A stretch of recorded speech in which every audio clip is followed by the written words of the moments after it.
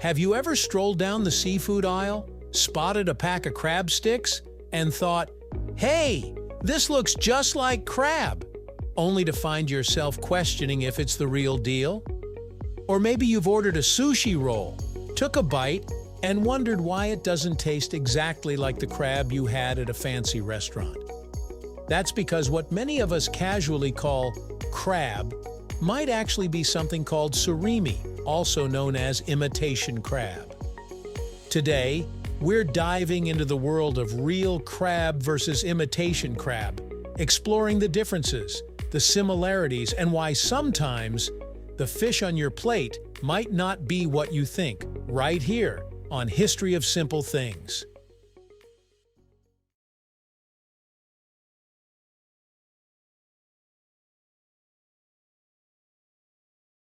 Let's start with the star of the show, real crab. When you think of crab, chances are you picture those sweet, delicate, meat-filled shells from blue crabs, snow crabs, or king crabs. Real crab meat comes straight from the crustacean itself, typically harvested by hand or through commercial fishing methods.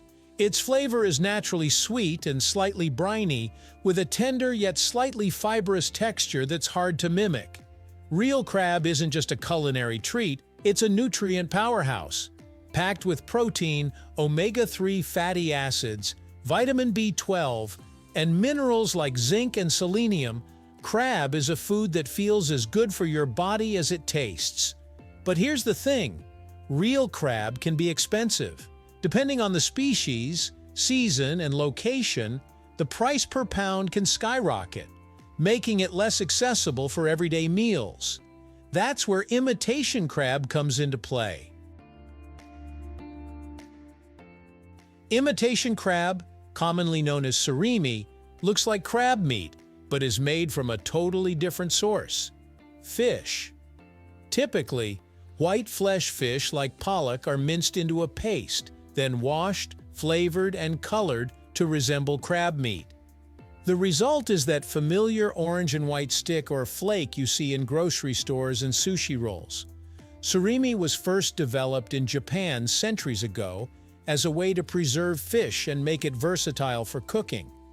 Today, it's a global food product that allows people to enjoy the flavor and texture of crab without the hefty price tag. And while it's not real crab, it has its own set of benefits.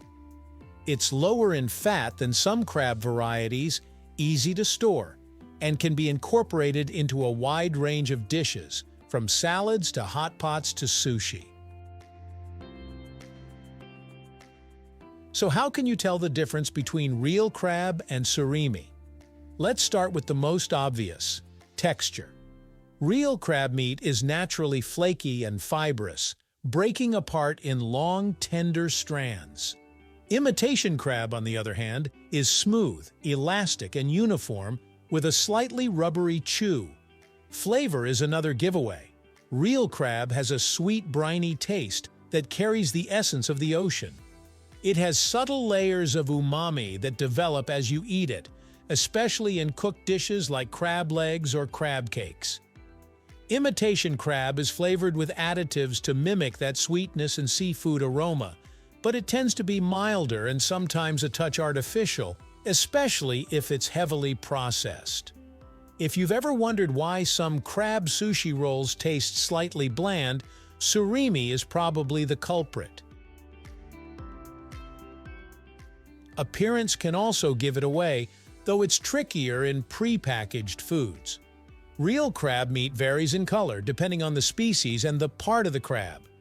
Leg meat is typically white with hints of red or pink, while claw meat can be darker. Surimi, however, is often dyed with food coloring to match the reddish-orange hue of cooked crab legs. Its uniformity, perfectly shaped sticks or flakes, is a subtle hint that it's imitation. Nutritionally, real crab and imitation crab differ quite a bit. Real crab is a high-protein, low-fat seafood option with plenty of micronutrients.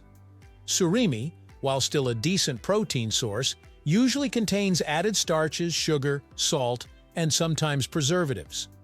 It may have less protein per serving than actual crab and fewer beneficial omega-3s. However, it's often lower in cholesterol and fat, making it appealing for certain dietary needs. It's important to note that not all surimi is created equal.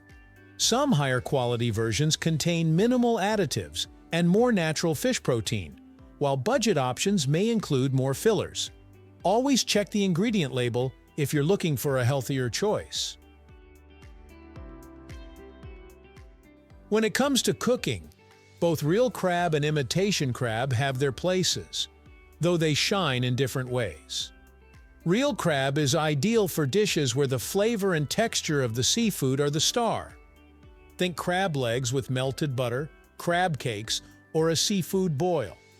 Its delicate meat can be delicate to handle, so cooking methods often focus on steaming, boiling, or gentle sautéing to preserve its natural sweetness. Imitation crab is versatile and resilient.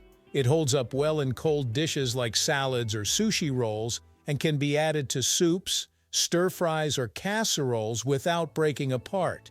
It's convenient, pre-cooked, and ready to eat straight from the package, which makes it a favorite for quick meals and budget-friendly cooking. If you're shopping and want to know what you're really getting, there are a few tricks. First, check the packaging. If it says imitation crab or surimi, that's your clue. Real crab usually comes labeled by species like Alaskan king crab or blue crab meat. Price is another hint. If it seems too good to be true, it probably is. A lot of people assume that surimi is fake in a bad sense, but that's misleading. It's not trying to trick you. It's a processed product designed to emulate crab affordably and safely. On the flip side, some believe that all crab-flavored items in sushi or salads are real crab, when in reality, many popular dishes use surimi exclusively. Knowing the difference helps you make informed choices and avoid surprises. At the end of the day, both real crab and imitation crab have their place. Real crab delivers an authentic seafood experience, packed with flavor, nutrients, and that little taste of the ocean we all crave. Imitation crab is convenient, affordable, and versatile, giving you a similar experience without the cost or the delicate handling. Knowing the difference empowers you to choose what works best for your meal, your budget, and your taste buds. If you enjoyed this video, please check out our other bingeable channels. Thank you for joining us on this journey through the history of simple things. Don't forget to like, subscribe, and stay tuned for more stories woven through the smallest details.